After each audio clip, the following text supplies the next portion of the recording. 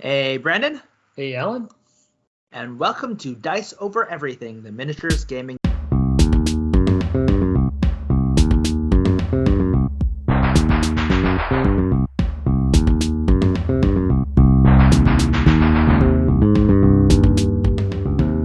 So, do you ever go back and try to watch like 80s and 90s movies and TV series? You're like, oh yeah, I heard of that. That was like super popular. And then you start watching like a few minutes of it and you're like, this is slightly cringe. Have you ever done that This is lately? definitely from the 80s and 90s. Us? What? Not Oh, the world. lately, but I have done that. And I actually have a couple that I hope will actually hold up, Mm-hmm. Yeah, they've never held but up we'll every time see. I go back. So I'm really like, I should just stop. Because people just mention Uh-huh. movies like, oh, this movie's a classic. You can go and watch like Okay, I got one. I got 5 minute one that clip. I haven't watched, and I shouldn't be admitting this, but I haven't watched this classic movie from maybe it's from the 70s. I think it's from the 80s. Mm-hmm. That I haven't watched is Alien, the first one. I've Yeah. only ever watched a couple clips from it, and then I watched Aliens, the sequel. So oddly, before watching the new Blade Runner, I went back and watched the original Blade Runner, and that was okay. So I don't know, maybe Yeah, there's a few things that hold up, but for the most part, like your run of the mill yeah, stuff, it uh-huh.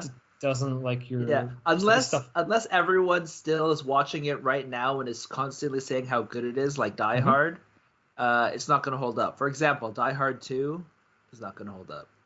Yeah, yeah, no, someone will come up with some rules of what's worth going back to and what's not. But Uh-huh. in preparation for talking about this, I was trying to figure out how to go back and figure out what was going on with like wargaming in the 80s and 90s. Because with movies and TV, you can just click on it and it'll play it for you, and it's the same thing. But Yep. obviously, we weren't doing so much in the wider wargaming world then to get an idea of what people We were were doing. tiny. And Yeah. yeah, we were kind of tiny, and our budget for wargaming was tiny, and our ability to travel Yeah. outside of our neighborhood was tiny. So However, mhm. the wargaming tables were large. That's the impression And I got. Yeah. that is our topic for today is uh wargaming tables and how they have shrunk over time. Yes. So I don't know. I was trying not to make this all about GW because obviously there were GW didn't just create wargaming out of nowhere. I was like For looking sure. back through some older stuff, and there was like some people writing about skirmish wargaming in the 70s. So it's not like, ooh, skirmish wargaming is all like the latest trend. It's like, well, it was named that for like 50 years. So even though it's the big thing now, it's like, oh, okay, we didn't just come up with Yeah. this.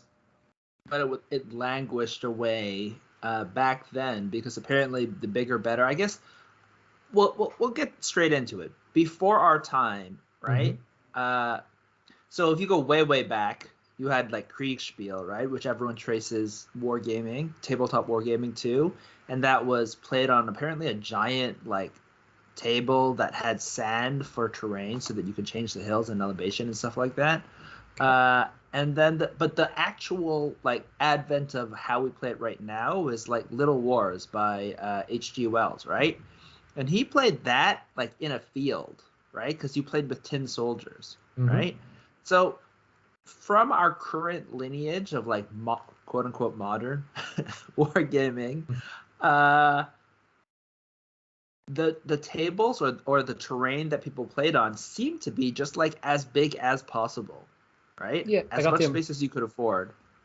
I got the impression people were like before GW started pushing sort of Lord of the Rings inspired stuff in 40K, that people were playing a lot of historicals wargaming, and they were Mm-hmm. going for realism on it. So they want their little toy soldiers the right number of Yeah, paces apart. So you just yeah. found a lot of pictures of very, very big tables.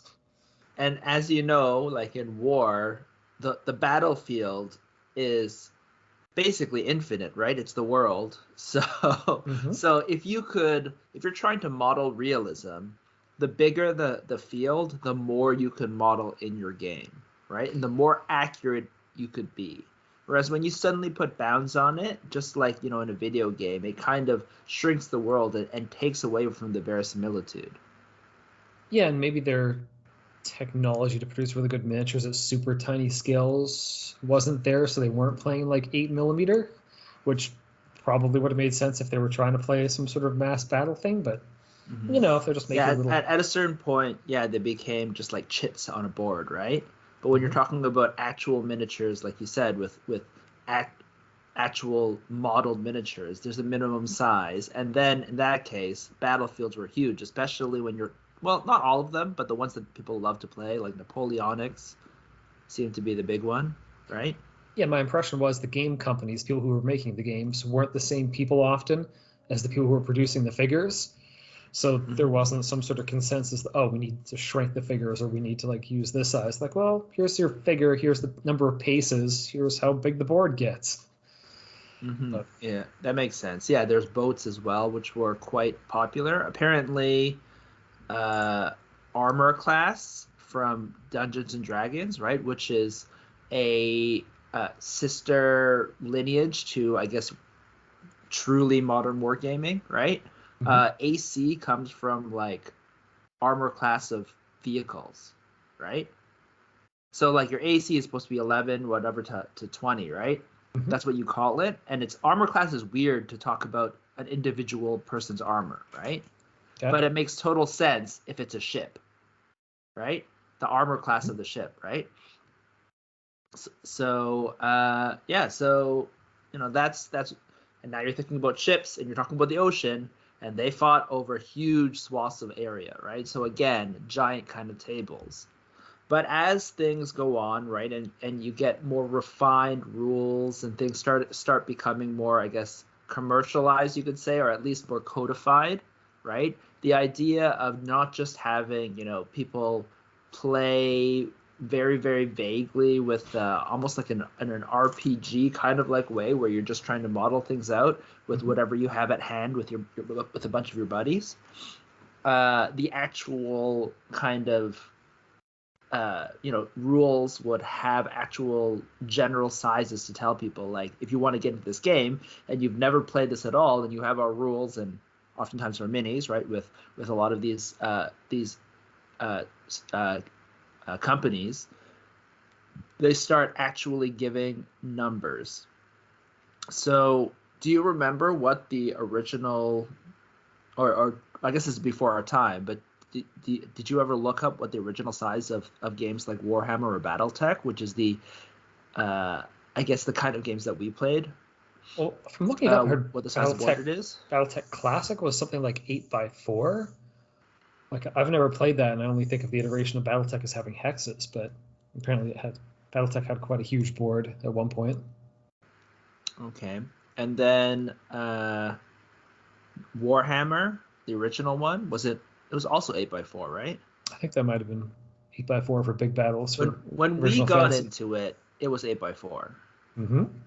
So that was second edition. So maybe first edition, and Warhammer Fantasy. I think 8 by 6 was also a common size. You can Okay. kind of see that 8 by 6 is probably as big as you can get while having it as a table where you can play without having to walk onto the table to get to the middle of the board, You're putting right? two kitchen tables back to back or something at this point, like two I big have no tables. I idea. They don't. must have built their own tables. Like an 8 Yeah. by 6. What is 8 by 6?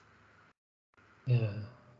It Oh, sounds like 8 by 6 is literally just the size that uh, you can make while you know it fits in a room still still. still yeah, fitting in a room, like a big room too, right? Not modern Hmm. day rooms in an apartment, but 8 by 6 in, like, I don't know, a club room while still being able to reach the center of the board. I think 6 inches wide. I guess technically you could do 12 by 6, but like 6 inches wide, reaching 3 inches 3 feet on one side and then having to go around the table to reach 3 feet on the other side. That's basically the maximum that you can have. You can't have 8 by 8, can you? That's way too big. No one Yeah, will be able like to reach the center of the board. I'm like, how do you even put this on a vehicle and move it? Like, once it's 8 by 8, what do you have? Like a flatbed truck to move your table? Like, You don't move your table. It's hmm. permanent. It's a permanent fixture, right? Because again, our hobby is, from the UK, so I have no idea. I guess we should have done better research on the ancient history Well, I for tried to, those but time. I tried to, but it was like I said, it's easier to go back and watch a movie than it is to figure out what people were doing in the 80s and 90s. So it seemed like it was less stringent too. You know, a lot of those people are still alive. I guess we'd have to do our own independent research and like call people up and try to interview them. We'll get around to it at some point. Well, I figured they also, without the internet, were just operating their own like small communities and deciding what they were going to do. That one person's not going to be able to tell you what the wider wargaming world was deciding on. So yeah, but in any case, seems like 8x6 was the advent before we got into Wargame, which is already like 8x4, 25 years ago. We got in at 8x4. Mm-hmm. And something I think happened. I believe it was third edition, right?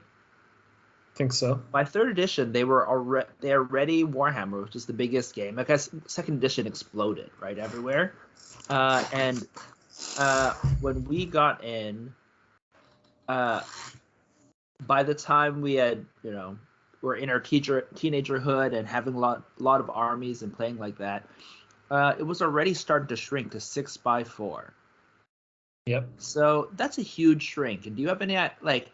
We could technically play because we lived in Canada and our parents were also into ping pong. So we basically would take over the ping pong tables as children. And luckily ping pong tables are, can fit. Actually, the ping pong tables can fit 8x4. Oh yeah, right? That's why we could play 8x4. Yeah, they're 9x5, so you can play with a little bit of extra space. Mm-hmm. Oh yeah, maybe Wargames should be 9x5. And just replace it and then everyone just switches to ping pong tables. Yeah, it's great. But, yeah. Got but we had 8x4, so you had like a strip around the edge, right? That you could place models or guys that died and stuff like that. So to be fair, we never finished a game, so we don't know if it was actually a good size format. No, maybe people had more patience back in the 80s and 90s because they had no internet and like streaming services and stuff to just keep jumping from one thing to the next thing. You just had to sit there and wait for the TV to give something you wanted. So maybe you're just willing to sit there for a whole day, but still, we had all day and we still didn't finish these games. So so to be fair, we did have patience in some ways. We did play all day and we would have sleepovers and play all night sometimes, and we still would not finish a game. No.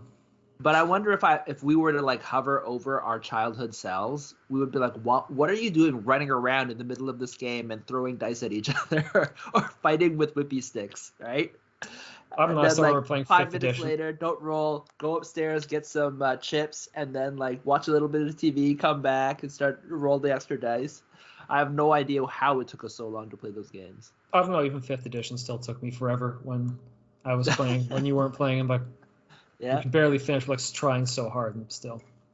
Oh, in a night, or did you guys have to sleep over as 20-something year olds just to finish the game? Oh, I don't know, I think it's like a whole afternoon, like 5 hours. Okay, fair enough. And during 5th edition, it was 6x4, right? Yep. And actually, 6x4 lasted a very, very long time, right? As we kept on playing, we actually, by the time we moved on, and I think if you've listened to our podcast about our gaming history, when we finally realized there were other games in the miniature gaming hobby besides Warhammer and Warhammer 40K,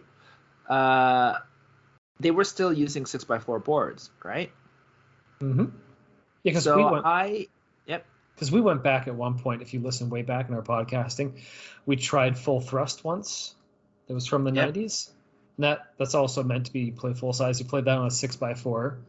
So that was Alpha Strike. I just bought. I have to visually show. Look, just bought this book. Yes. So this is the full Alpha Strike Commander's Edition book. So with all of the extra rules and stuff. Which is supposed to be the scaled down version of BattleTech. It's actually somewhat scaled down in what do you call it? Bookkeeping? In bookkeeping, so that they could scale it up in miniatures and stuff. Yes. So it plays on a 6x4 table. So honestly, that's the thing. So they want you to, how we talked about before, where like the way that I would play, that I have played Alpha Strike is much smaller armies to make it just quick, right? Whereas the Alpha Strike came out so that you could play it with like way more guys, and then play it with a giant board. Which is good for the game maker because they want to sell you miniatures. If now it's not someone selling miniatures and someone selling rules, they want to sell you as many miniatures as possible. If you're playing 28 millimeters, big board, lots of miniatures, it's good for them. It's bad for you as a player being able to get the whole thing on the board. But Yeah, although, like I said before, I do think Alpha Strike scales relatively well over a certain size, so you don't actually need to play it by 654. But that's what they say you should play it at. well, it has your weapons that are built to certain lengths as well. Like if the game mechanics have weapons that go out to 72, and you're like, well, I guess we should have a 72-inch available on the board. So you can't fire past 72 if you fire diagonally from one corner to the other. Hey, we So play your Infinity. longest range weapons can't go across the board. But we've talked about many times, verisimilitude makes no sense because technically even modern weapons, modern long-range weapons can fire kilometers, which just cannot scale. Although Alpha Strike is 1 to 280 something, so I still feel like that doesn't scale. Yeah, Alpha Strike is no longer BattleTech with hexes, so it's not just a simulation. Like, no, it's really here. Yeah. But anyways, the point is, all the games at that time, even the ones that were a little bit more streamlined and stuff like that, like you said, full thrust. Yep. Full thrust. You only play with a couple, even fewer miniatures, right? Mm-hmm. But you still are supposed to play on a 6x4 board. And technically, the original Warhammer 40K and even second edition had a lot fewer models than the 40K that a lot of the people who will play right now remember, right? Yeah, we had definitely under 50 models for each army, right? I would say so. Yeah, like Battlefleet Gothic they came out with, that was 90s as well, wasn't it? Not 80s. Yep. Also 6x4. Yeah, isn't it like 6 ships? I've never played it. I just saw our friends play it. Yeah, I've seen people's armies up for sale, but that's about it. I think it's under 10 models per side. And still 6x4. So, when we ended up moving on to another game, the next thing was War Machine, right? We played War Machine and Hordes. This game is now still technically alive, but they changed, and they're like, well, why do you need a 6x4 board? That's so big, right? In terms of length of a table, that doesn't fit. It's just really hard to fit a lot of those tables in, and they changed it to a 4x4 board. Yeah, the weird thing is they were still trying to get you to play with a lot of miniatures on the board, so it could sometimes feel like you didn't have much maneuvering room. So I feel like they were still coming from a space where they thought you were going to be playing a big army game, but they wanted to bring it down just to make it more accessible. Yep. So you have a 4x4 board, and honestly, just changing from 6x4 to 4x4, I was blown away that it was definitely big enough, right? Mm-hmm. Especially with the ranges that they had. So they didn't necessarily, honestly, they also had stunted ranges. Weapons definitely were much shorter than they should have been. But in general, I thought that it was, go on. Yeah, like guns that fired as far as you could walk in one movement. Yeah, that's how War Machine worked often. Yeah, the longest gun was 1.5 times faster than really fast. How fast someone could run. Mm-hmm. Yeah. So, and that was like a sniper, right? And so you're like, well, that's a little bit weird. But yeah. So, but it actually worked in terms of gameplay, right? You could maneuver. Like outflanking, I guess, was a little bit harder, right? Mm-hmm. But in terms of the gameplay that they had with, little zones and things like that in the center, so you technically just can't outflank people as much. Because you need to control those zones, right? The kind of gameplay they had, it kind of worked. And this was actually is quite a popular type of gameplay and mission design that a lot of the 40K games and those kind of the lineage of those type of games wanted, right? You really just wanted your cool toys to smash against each other. So you created games and missions where that was that's what you scored the points for, yeah. Yes, exactly. And so the optimal play was for your cool toys to smash against each other in the most optimal way in the center, right? Mm-hmm. And with that type of thing, you end up, even if you had a 4x6 board, you wouldn't use it because everyone's just colliding in the center, right? And so it's kind of a waste. And shrinking that down, right? What is the strength of shrinking from 6x4 to 4x4? Well, it's technically a lot of the same thing as the 8x4 to 6x4. It's just easier. It's so much easier to play.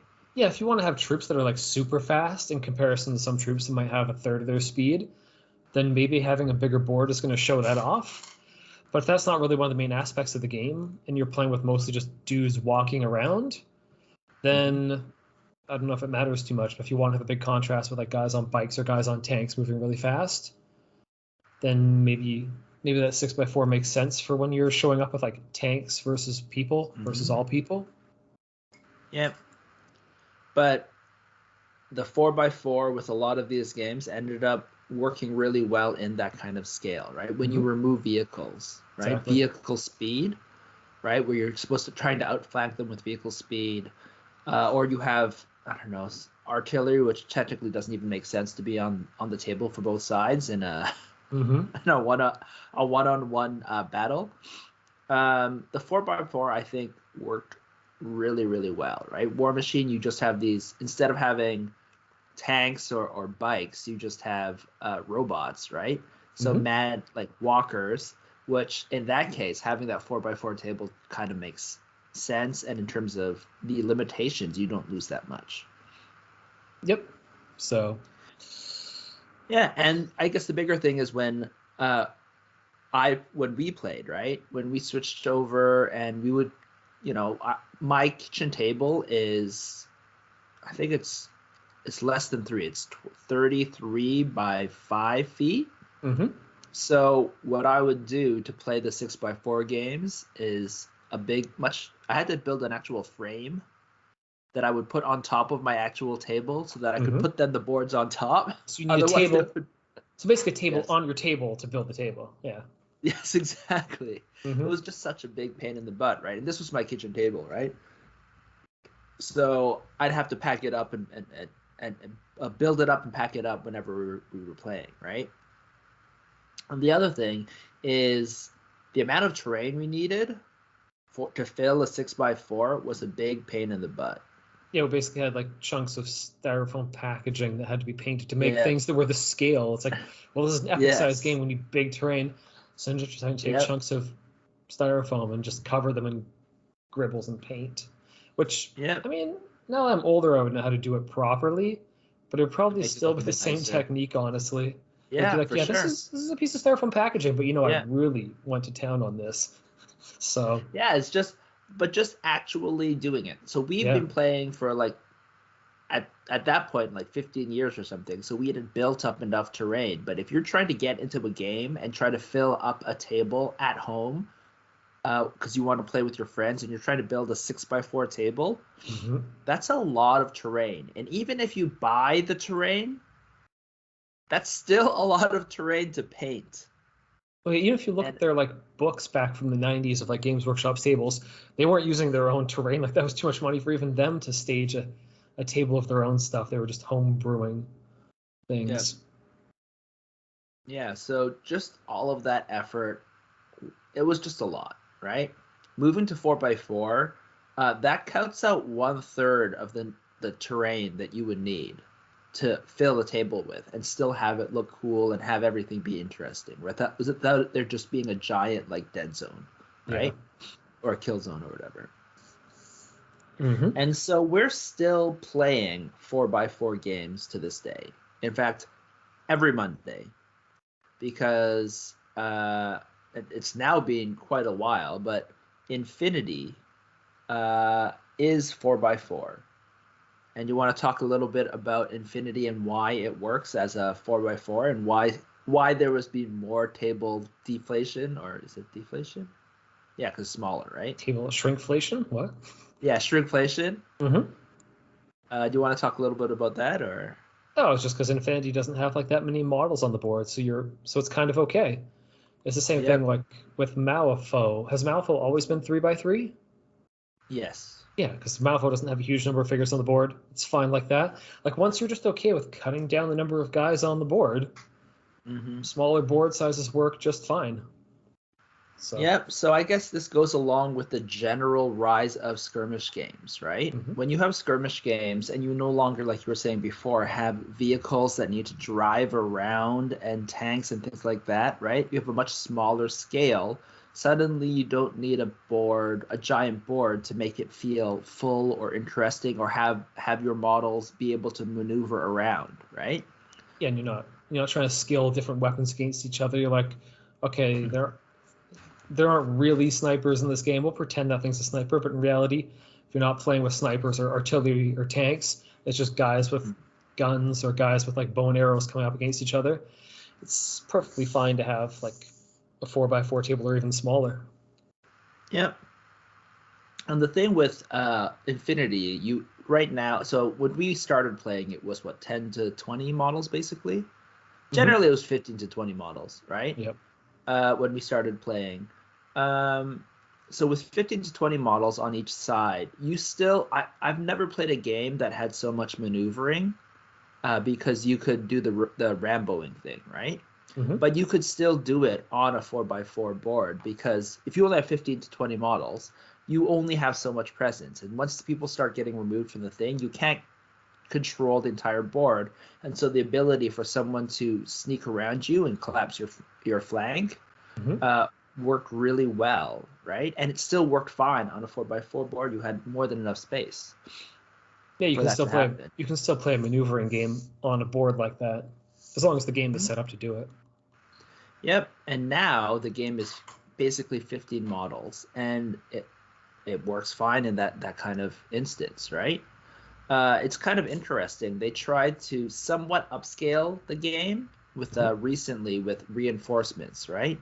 Which asks you to instead play 350-point games.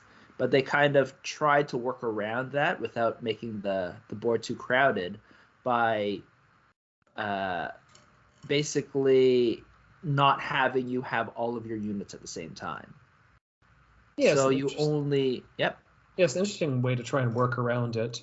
That you want to sell the people miniatures, but you're just like, yeah, don't put your whole army on the table at once. It's an interesting way of Yep. getting in, into people's pocketbooks, but not filling up their table too much.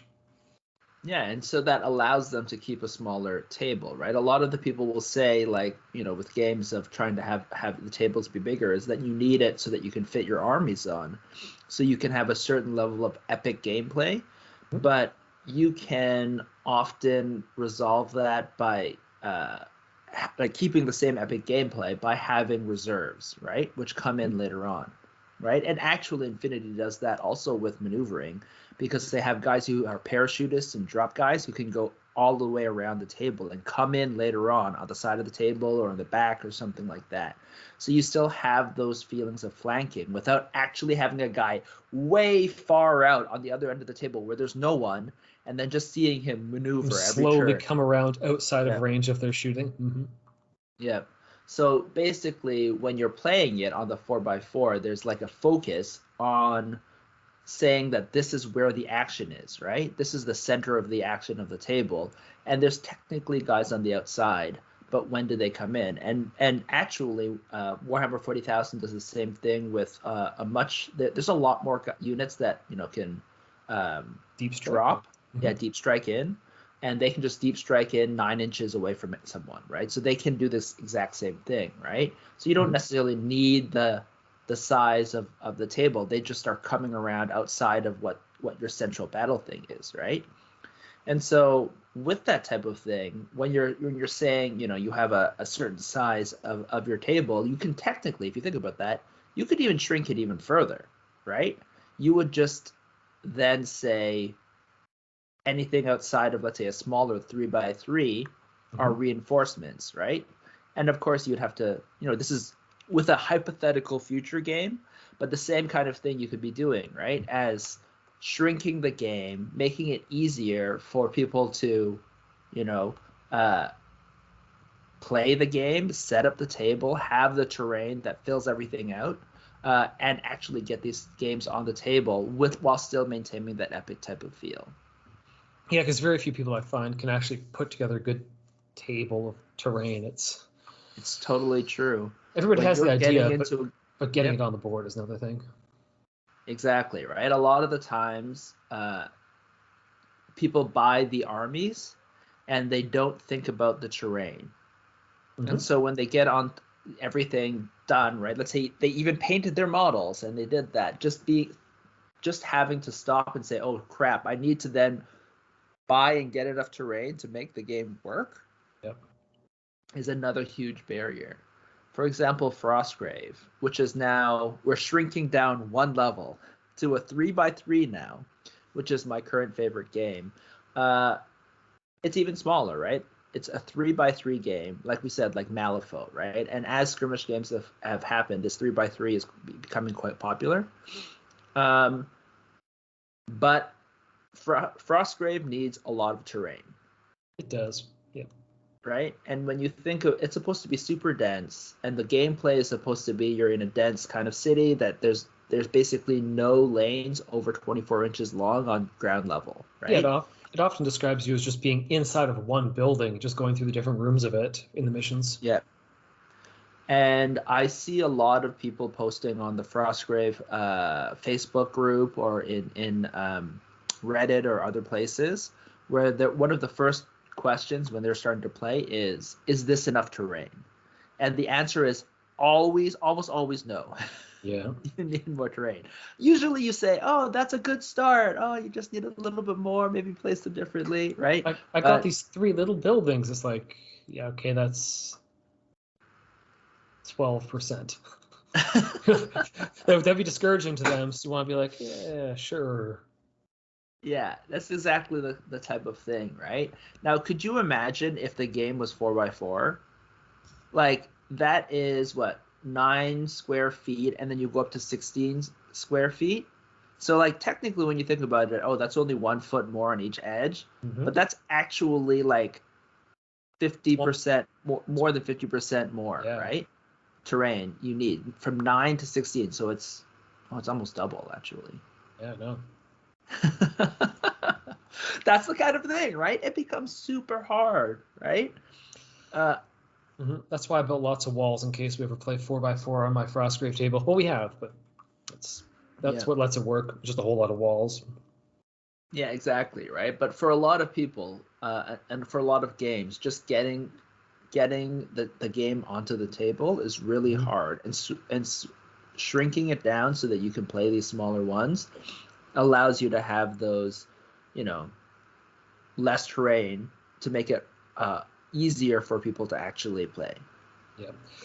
So thinking of like shrinking things, because this Mm-hmm. month Legions Imperialis came out, aka Epic Reborn. But did it come out this month? Okay, Yeah, sure. I think it's available to purchase, not just pre-order. Yeah, All the reviews are they're online of they're it, like so tiny. yes. So they're like, okay, you want to play your big scale war game? Okay, here you go. We're just going to shrink the guys down, and now you can have your big forces flanking around each other. But I believe they switched the board size to 5x4. It might actually just be the same size as, which is actually The 40, new as the new 40K. 40K, which is 44. Yeah. But people are just trying to abbreviate 44 inches to 4 feet because I haven't read the Mm-hmm. rules yet. But that is still shrinking down from previous Yep. 6x4 incarnations of all their games. So Yep. So and again, the shrinking is still happening, right? yeah, So the something current has to shrink. 40K is now 44 by 60. So it used to be when we were playing 48 by 72. And I think it was 8th edition or was it 9th edition? It was some point they shrank it to 44 by 60. Mm-hmm. And I think we looked around and we're like, what is this weird size, right? But it's basically 4 kill team mats. aka 30 by 22 posters. Mm-hmm. Yes. So they make basically board game mats, which are just like board game boards with Mm-hmm. print on them, and you take 4 of those and you put them together, and that becomes your uh, uh, Warhammer 40,000 or Age of Sigmar gameplay mat, right? Yep. Yeah, and so again, they're continually shrinking, and apparently the game works fine still, right? Mm-hmm. apparently they have lots of vehicles and stuff like that. Why not shrink it if it can fit, right? It makes everything, again, a little bit easier. Even just like if you have like a large dining room table, how many of them are actually 48? No dining table is 48. Are No, they? I don't think it's so. impractically large. No, it's Yeah.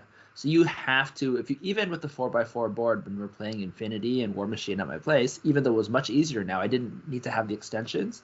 I still needed some extensions for the width, right, or the other dimension, just so that I could fit it on my table, which was mhm. still a little bit of a pain in the ass. So switching it to 44, I think there are certain tables that are there that are 44. That's pretty long still. Yeah, not expecting that to be a It's just for the width. poster boards. It's Fair just the enough. poster. They just did it because of that. Yeah. But the other thing that I said there that it kind of slid in is I think I've praised this before. The one greatest thing Games Workshop has innovated in the past 5 years, I guess, besides contrast paints.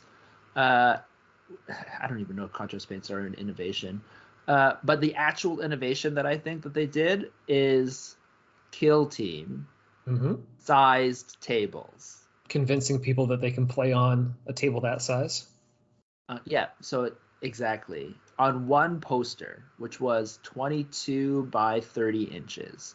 Now, a lot of games would print out this poster and tell you to play on that poster on your intro battle game, but then Hmm. always say you need to eventually upscale. Like, this is just for demos, and then you should upscale to be, whatever, 44 by like 48 by 48 or 36 by 36, right? But this is one of those games where they're like, you know what? We're designing a new game, and it's cheapest if we can just print it on the same poster size. Hmm. So why not design the game to the poster size if we're creating a new one, rather than doing it the other way around, trying to make posters the size of a game that we originally had. Yeah, So they made game. making Yep. 4 2x2s and selling them to people, and people have to put out Yep. 4 little mats. No, Yeah. nobody would have wanted that. Yep. So then instead they just made the game 22 by 30, and it worked. Well, the game was okay. It worked well enough, but the size of the board worked, Hmm. right? That size allowed you to move around, and you could easily, if they hadn't weren't so obsessed with the making 6 inches or whatever, the and being able to run, I think 2d6, Okay. they could have, and making it as close as possible, basically, to the original Oh, Warhammer 40k, like the edition. hmm. They could totally have made it work. Oh, they And in could have cut fact, guys' speed down to 4 inches on average. yeah, Hmm. exactly, to Yep. make it work more easily on that size, and it would have worked totally fine, right? And in fact, they did do that in their next version of the game of the size game, which was Warcry, right? So Warcry also played on the same size, and this entire line, this entire like ability to play on such a small board is so brilliant and so much easier for people to get into the game, because Hmm. even compared to Infinity, which we say is like a lot less, if you remember, we had our podcast about the cheapest games, right, to get into. A Yep. lot of the other games that we love, even if they had fewer models, like Frostgrave and Infinity, Hmm. um, a lot of the cost comes from just filling that table with terrain. Yeah, even though it's a skirmish game, like the skirmish game can demand lots of terrain. Whereas if you're Yep, playing like one of those open field Napoleonic things, just like we're just going to move towards each other here. yep.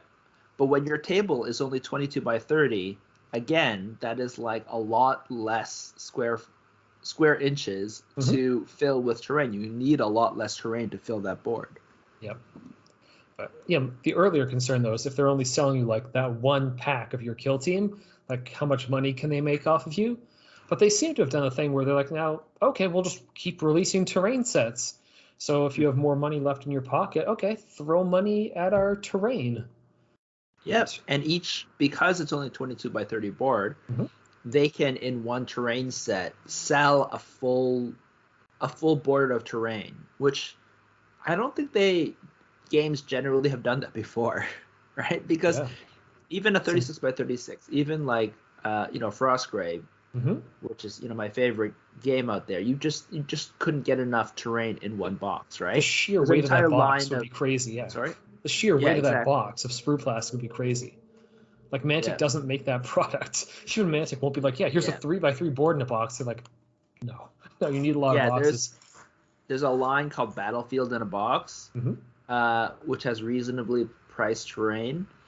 But because most games need so much terrain, it's not one battlefield. You have to buy multiple battlefields in a box to fill up a battlefield, right? Hmm. Whereas but at the same time, 22 by 30, now it's much more doable, right? To buy enough terrain at a price point that is reasonable, or have combination boxes like Kill Team, where you have all the terrain that you need to play in the game in the box with the miniatures. It's at a price point that people will actually pay for.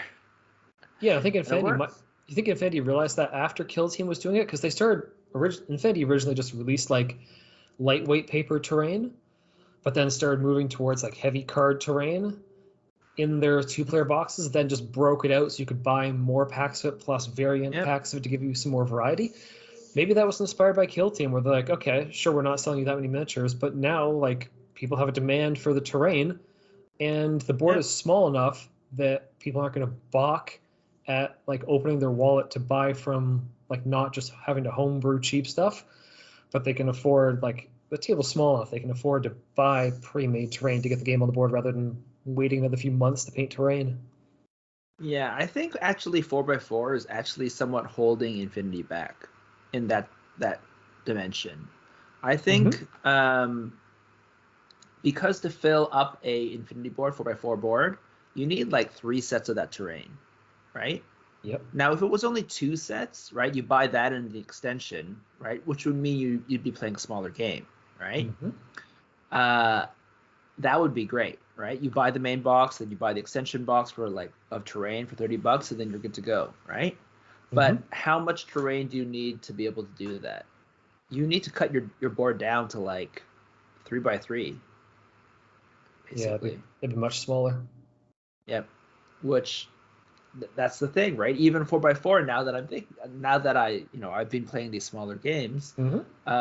I think ideally speaking, right, the ability to get people to actually play it on the table is much harder. And the other thing with 30 inches by 22, or even 36 by 24, is you can play it on a kitchen table. Yeah, or Almost fold all out, kitchen tables. or the fold Um, out tables you can pack away. Like, say you don't want to keep yeah. your kitchen table used up all the time, like we do. Okay, you Uh-huh. actually seem to clear us up better than I do, but I seem to have a larger kitchen table. It's not just covered with miniatures. But if you want to say have a place to eat That's and a because I have place, another table with miniatures filled with it, filled yeah, on it. I have I just another. never clear off. My Yeah. desk is the size of your desk, and it's still. Anyways, Okay, they're all fair covered in enough. miniatures. But let's say you wanted to use your dining table for eating, and you just want to have Uh-huh. some sort of fold-out temporary table for your gaming. Something two. Those are usually Yeah. 2 feet wide. So all those games that have now started creating that like the 22 size, the 24 size, you can just like Mhm. keep those set up overnight if you wanted to. That's totally true. It's so much easier. You don't need the extensions. Mm-hmm. Honestly, like playing that 22 by 30 and not having to break out my table extensions is awesome. Mm-hmm. It's so much better, right? It's just so much easier to get on the table, right? Like whenever you're playing a miniatures game, there's a lot of or you're doing it and you're trying to think about what you're going to play. You're either going to play this or play video games with your friends when someone comes over, or play a board game. Just setting that extra table out and having to break out those boards is Yep. an extra barrier to get people to play, right? It just makes Mm-hmm. it so much harder, and like it just makes it a bigger lift. And I'm not saying that the miniatures can't do that lift, but the fact that you have to put on extra sized boards, which have nothing to do with setting up terrain and looking cool, Mm-hmm. is just another thing that means that the actual gameplay has to be that much better than board games and video games for people to actually decide to do that instead, right? Mm-hmm. Yeah, because like your video games, it's somewhere, it's like a separate space. Like you go behind, you sit on your couch, you play video games, then you can move to your table to eat, then you can go back. But the big scale war games demand like so much space. You Mhm. can't give them that separate area you can give to like a game that fits on one little table, Yeah. like board games, like card games. Yep. Mm. And if you live in, like, if you don't have your own house with your own special dedicated room, Mm. remove the guest room, just have a gaming room, right? Then yeah, then you're not going to be able to play those kind of games, or it makes it so much harder, right? Yeah. So that's why I think the 22 by 30 thing is so brilliant and so amazing. Yeah, and Uh, in game stores, like game stores being able to provide you a 6x4 table, that's like a huge amount of space they have to be able to offer. If they have mhm, like a small store that doesn't have like a basement with an extra level, or they don't have like a huge extra gaming space, if they just want like reuse the space that people play Magic the Gathering or board games at and let miniature exactly. gamers use the space as well, they can actually like a 2 foot max wide game. You can let the miniature gamers into that space. Yep, I think that is a huge thing considering actually for miniature, sorry, for hobby shops, Magic and those card games are so big and often the main sell. Being able to have a 22 by 30 alternate game that can go in and have your customers play in your store using that same thing without having to have a dedicated room. Or having to do like tear That, down to take the yeah, tabletops off and divide all the tables up. Yeah. yeah, it's brilliant. And so that's why I've been thinking like 24 inches wide, I feel like is in some ways the maximum these for like it is like Mm-hmm. a future of miniature gaming. And so that is why I think our game, right? We wanted to have a larger space. So we made it 24 inches by 36 inches, Yeah, we right? also don't intend to sell posters. They clearly intend to like sell a box, and that's the size Yeah. of paper they can produce affordably. Which, yeah, they have to do Yeah. that. But if you're making Yeah. things yourself, then Yeah, and technically our game will work on a 22 by 30. It's just 24 by 36, just easier to